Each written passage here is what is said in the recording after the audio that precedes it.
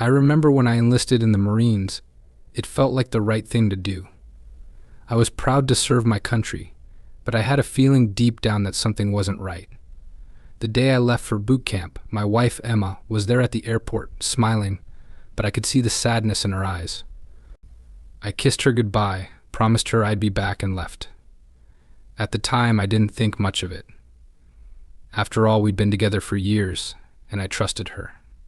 But as time went on, that trust started to feel like a distant memory. In the beginning, life in the Marines was brutal. The long hours, the training, the mental and physical exhaustion, it all took a toll on me. But I kept going, knowing I had a reason to come back. I'd call Emma whenever I could, always hearing how much she missed me, how she was holding things down while I was away. She was always so supportive on the phone, telling me how proud she was of me. It made me feel like everything was going to be okay, like we were on the same page, even from miles apart. But as weeks turned into months, something started to feel off. The calls became less frequent, and the ones that did come through were shorter, less personal. I remember one time when I called and the conversation felt awkward. She said everything was fine, but I could tell something was different. It wasn't like before. At first, I told myself I was just overthinking things. She had her life, I had mine. But as time passed, I started feeling disconnected, like we were living in two different worlds. Then there was the change in her letters. When I first got to boot camp, Emma's letters were filled with love and updates on the things going on back home. She'd tell me about the little things, like how the cat knocked over a plant or how she'd visited her parents. But after a while, her letters became more about her own life and less about us. The tone was different, more distant, and there was one letter where she mentioned my father a lot more than usual. She said she was helping him with things around the house, that he was doing well. I didn't think much of it at first. My dad was getting older, so it made sense. But the more I read, the more I began to question why she was talking about him so much. I tried not to let it bother me. After all, I was thousands of miles away, busy with training, trying to focus on the mission. But in the back of my mind, something was off, and I couldn't shake the feeling that everything I thought I knew about my life, about my marriage, was slowly slipping away. After a while, I stopped getting those sweet messages from Emma. Instead, I'd find myself alone in my barracks, staring at the screen, waiting for a response that didn't come. When we did talk, it felt different, distant, almost. I tried to push it aside. Maybe she was just busy, maybe she was stressed. But deep down, I had this nagging feeling that something wasn't right. I was still trying to adjust to the harshness of military life, the endless drills, the lack of sleep, and the emotional toll it all took. But I kept pushing through. I thought of Emma every day, hoping that the separation would make our bond even stronger. Instead, I felt a growing distance between us. At first, it was just little things, the tone of her voice when we talked, how her responses seemed rehearsed, how the conversation started to feel like we were just going through the motions. It was like we were both stuck in a routine, but there was no real connection.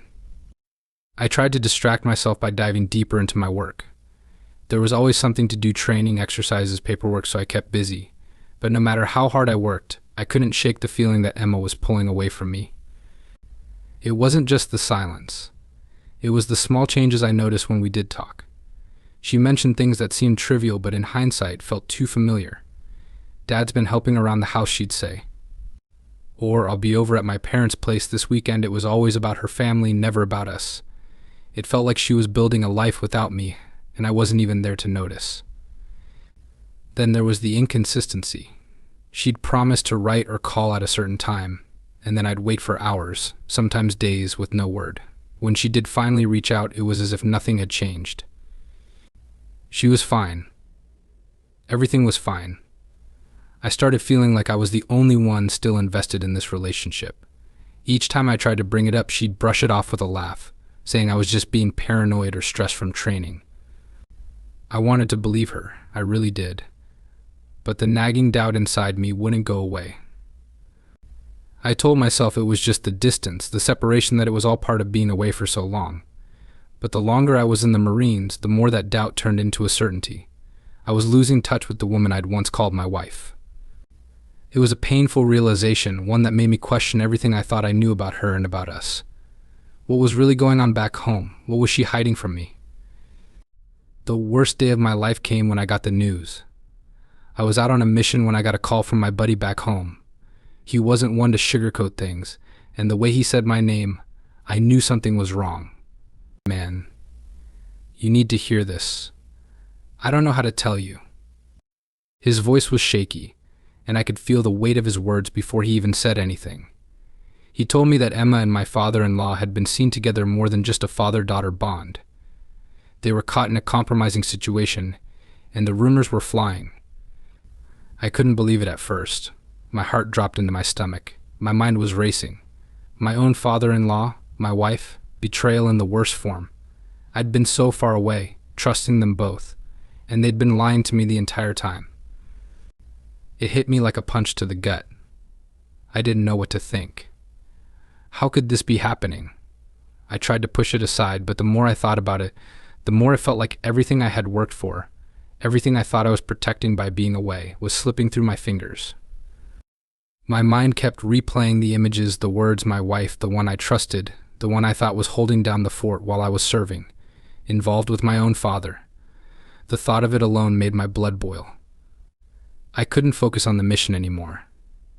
I felt this overwhelming urge to get home, to confront them both, to get answers.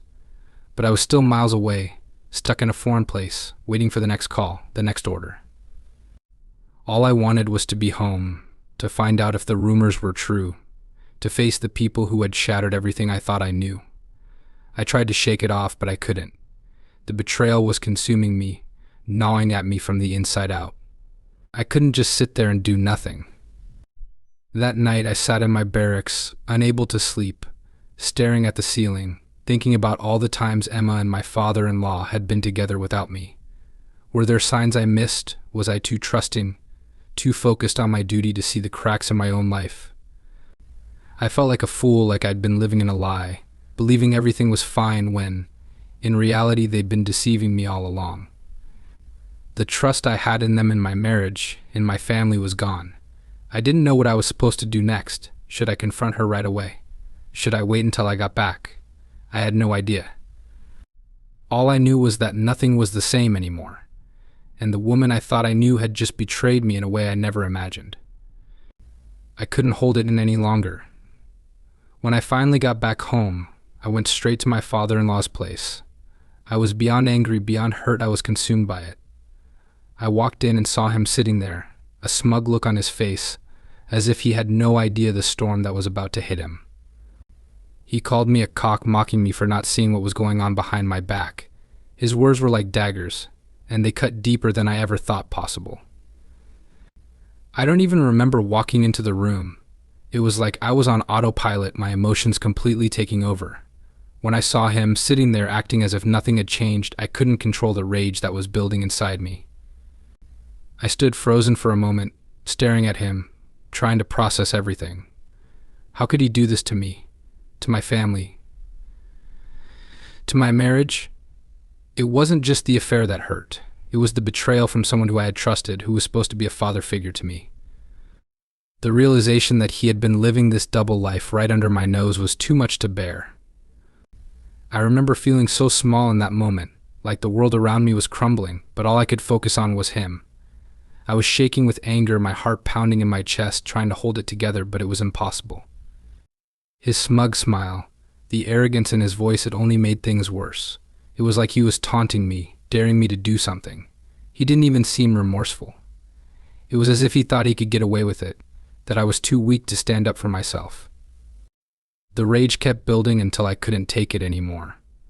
I reached for my phone, calling my buddy, but the conversation didn't help.